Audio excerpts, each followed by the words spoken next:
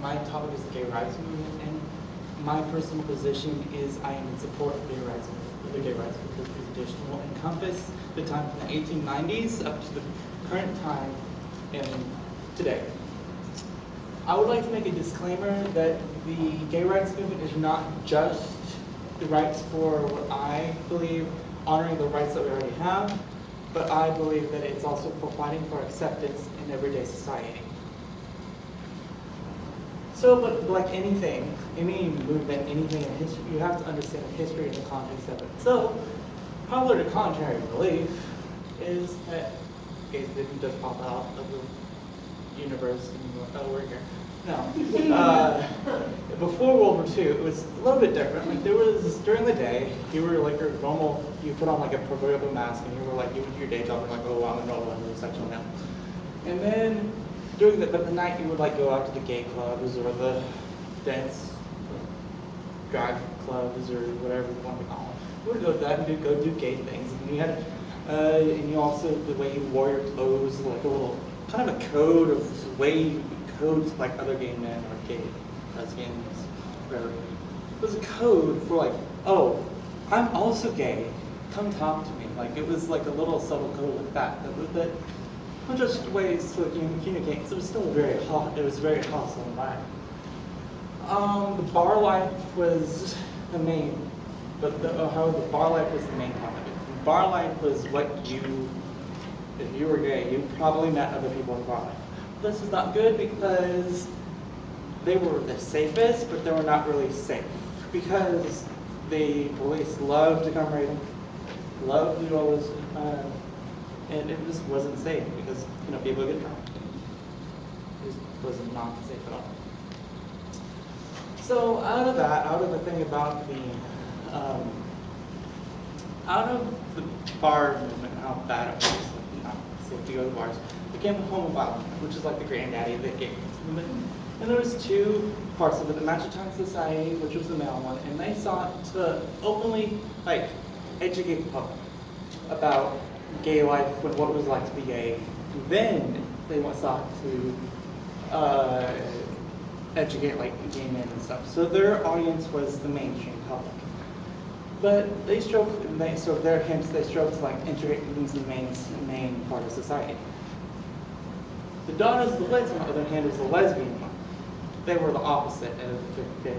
They wanted to create their own little lesbian world over here that was equal to the main world or whatever, but they wanted to create a sanctuary for them because in the bars you couldn't. It was actually illegal for gays men to dance together or lesbians to dance together. So if two female friends wanted to dance together, sorry, you couldn't do that.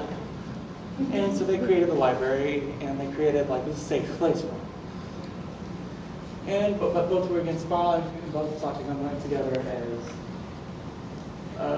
as a society. And here's a picture of how they educated. They both had magazines.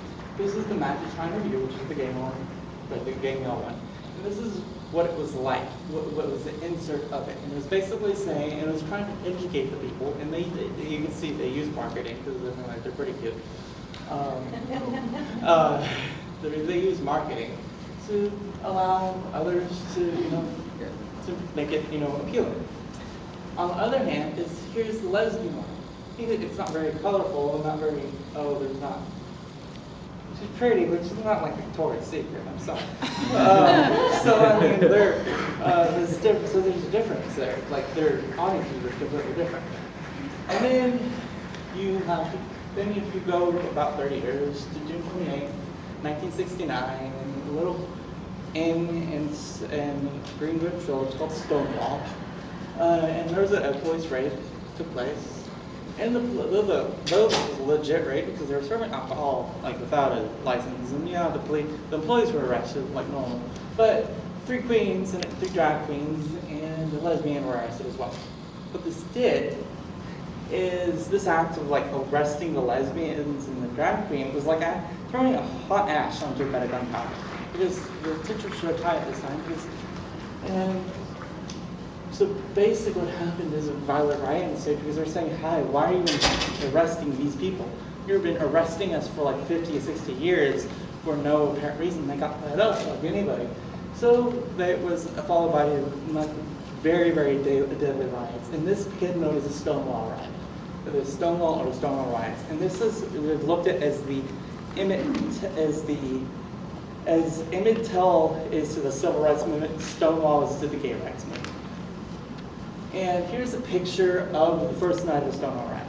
This is the police trying to subdue the gay men who were in the club trying to subdue them. And out of the Stonewall came two, the GLF and the GA, which are the two main activist part of the group. The two main activist organizations for the next, I don't know, how many years, 30 years. So when I was looking through my research, I was like, oh, where do I go? Where to finding all this information? Where do I find my arguments for or against gay rights? So I went to the top of my path, and he said that there's several of them, but like some of the big ones are Leviticus 2013 and Sodom and Gomorrah, Genesis 19:1 through 3, and then there's plenty of others. So, but he said that there's also 3 rebuttals that you could do. Because if you can look at the translation of the Bible. The Bible has been translated for 102,000 or something years. It's been translated into hundreds of different languages, and with that, you probably will know that things get majorly lost in translation. Like the word homosexuality was not even added to the Bible until about maybe 500 years ago.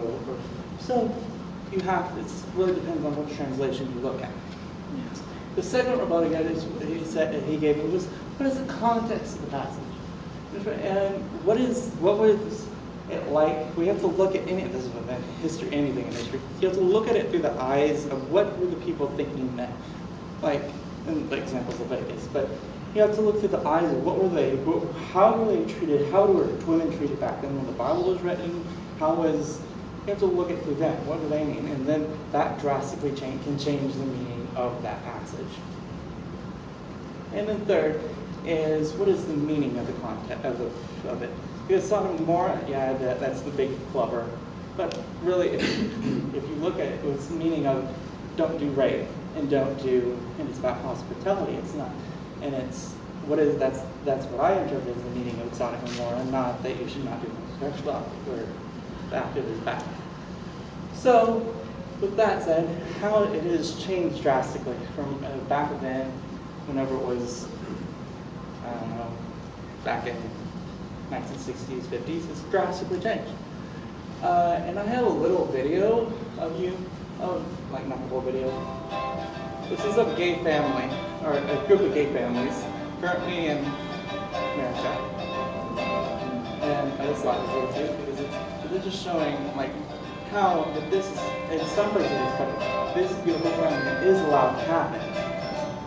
We've been together for 12 years, and we do same thing that we both have marijuana. Can you hear the music? I guess when I was growing up, I never really thought what I had was,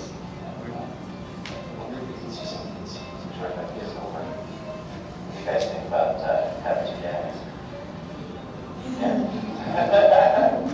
Our dreams came true, and your dreams come true. And being gay is not a hindrance. It's not a problem. It's not a fault. It's not wrong. And anything is possible. Trust that it does get better, but know that. Okay. I just wanted to show you that. That is, in some places of the country, like in Rhode Island, New Jersey, Delaware, Illinois, New York, this is allowed to happen. This beautiful family is allowed to take place. Kids are allowed to be adopted by two parents of incest. So, and this is a map of how rights are going in the United States. And domestic partnerships are the blue, civilian residents here are the yellow, and then same-sex marriages are the red. So all the other ones don't have it. Just plain out don't have it. Now there could be bills that are going in through their Congresses or whatnot, But this is where it's not a lot. And then, but then the really nitty-gritty, not so great stuff is there's the Defense of Marriage Act, the DOMA, and it denies about 1,000, 2,000 different provisions to same-sex couples, including but not limited to tax rates, veterans, Social Security, healthcare, housing, immigration. Like if you're in a homosexual couple and you're illegally married, like in New York, and you get like cancer, like I know that's what we're potentially bad in, but you get a mental illness, and it costs you like $50,000-$60,000 in healthcare. But if you're in a heterosexual marriage, your partner's or your husband, wife's, whatever, health benefits would help pay for that, like about 80%. If you're in a homosexual things, it only pays like 30 or 40% because you're on your own health care. So what this is denying is like just because you're in a homosexual relationship and not a heterosexual relationship, you're having to pay at least 50, 60%, possibly even 70% more than if you were in a homosexual, than you were in a heterosexual relationship. And that is what I see as major inequality. Here, and here's the statistics.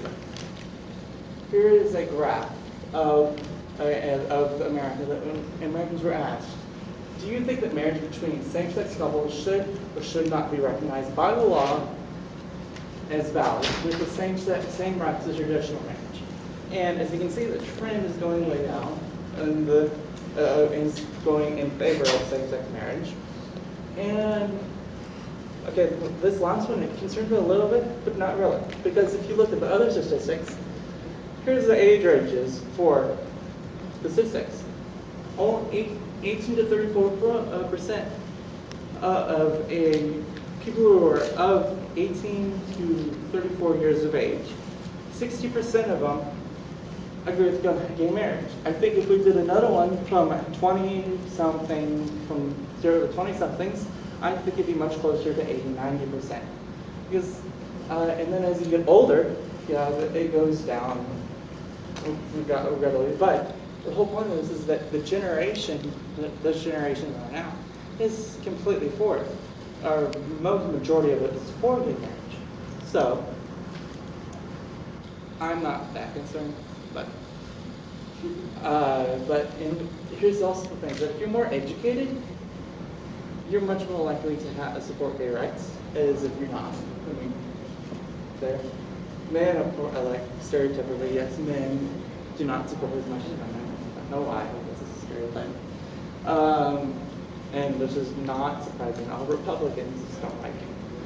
Independents are, okay, whatever. And then Democrats are like, hey, go get married.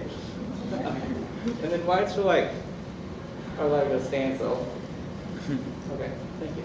And non-whites are like okay people. Okay, and then the Protestant, and this is interesting. Catholics were actually more likely to support gay marriage than Protestants. I'm Protestant.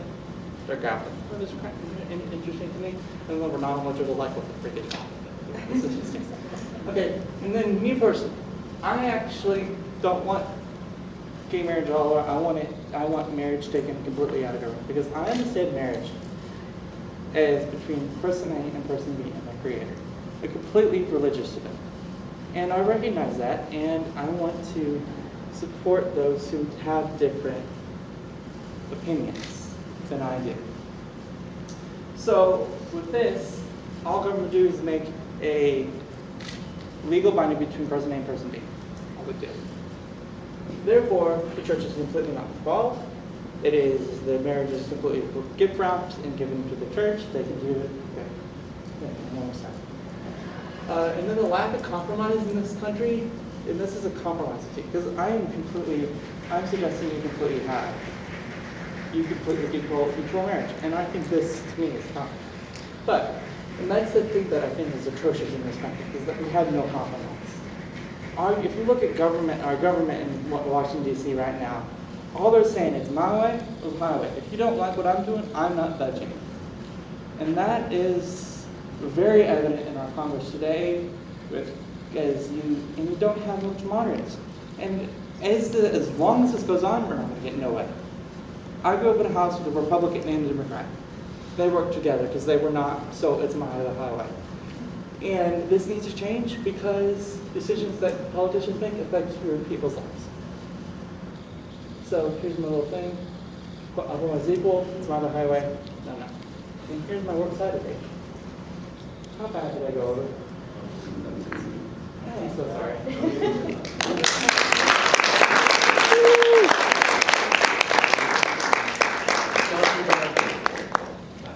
And our next presentation, let's get set up here. The school voucher regulations, Cinnamon Berry.